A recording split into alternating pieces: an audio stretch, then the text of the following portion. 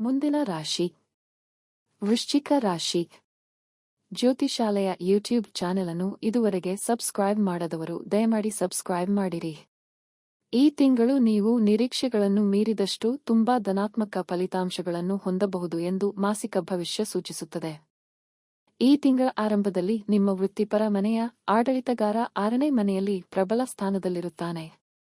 ಇದು ನಿಮ್ಮ ಕೆಲಸದಲ್ಲಿ ಗಮನಾರ್ಹ ಪ್ರಗತಿಗೆ ಕಾರಣವಾಗಬಹುದು. ನಿರ್ದಿಷ್ಟವಾಗಿ ಹೇಳುವುದಾದರೆ ಮೇ 7ರಿಂದ ಮೇ 15ರವರೆಗಿನ ಪೂರ್ಣ ವಾರವು ವ್ಯಾಪಾರದ ದೃಷ್ಟಿಕೋನದಿಂದ ವಿಶೇಷವಾಗಿ ಫಲಪ್ರದವಾಗಿದೆ. ಶೈಕ್ಷಣಿಕ ದೃಷ್ಟಿಕೋನದಿಂದ ಮೇ ತಿಂಗಳು ಸಾಮಾನ್ಯವಾಗಿ ಸರಾಸರಿಗಿಂತ ಹೆಚ್ಚಿನ ಫಲಿತಾಂಶಗಳನ್ನು ನೀಡುತ್ತದೆ. ಕೌಟುಂಬಿಕ ವಿಷಯಗಳಿಗೆ ಸಂಬಂಧಿಸಿದಂತೆ ಮೇ ಸಾಮಾನ್ಯವಾಗಿ ಸರಾಸರಿಗಿಂತ ಉತ್ತಮ ಫಲಿತಾಂಶಗಳನ್ನು ನೀಡುತ್ತದೆ. ಫಲಿತಾಂಶಗಳು ವಿಶೇಷವಾಗಿ ತಿಂಗಳ ಮೊದಲಾರ್ಧದಲ್ಲಿ ಬಹಳ ಪ್ರಯೋಜನಕಾರಿಯಾಗಬಹುದು.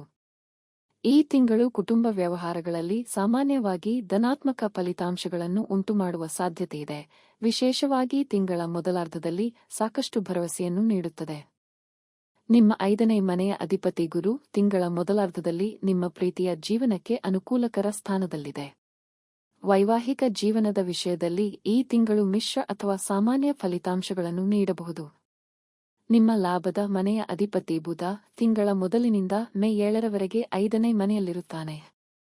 ಬುಧವು ದುರ್ಬಲ ಸ್ಥಿತಿಯಲ್ಲಿದ್ದರೂ ಲಾಭದ ಮನೆಯ ಮೇಲೆ ಅದರ ಅಂಶವು ಲಾಭಕ್ಕಾಗಿ ಅವಕಾಶಗಳನ್ನು ನೀಡಲು ಪ್ರಯತ್ನಿಸುತ್ತದೆ. ಆರೋಗ್ಯದ ದೃಷ್ಟಿಕೋನದಿಂದ ಮೇ ತಿಂಗಳು ನಿಮಗೆ ಸರಾಸರಿ ಅಥವಾ ಸ್ವಲ್ಪ ದುರ್ಬಲ ಫಲಿತಾಂಶಗಳನ್ನು ನೀಡುತ್ತದೆ. ಶೀತ, ಜ್ವರ, ತಲೆನೋವು ಮತ್ತು ಇತರ ರೋಗಲಕ್ಷಣಗಳಂತಹ ಹವಾಮಾನ ಸಂಬಂಧಿತ ಸಮಸ್ಯೆಗಳನ್ನು ನೀವು ಎದುರಿಸಬಹುದು.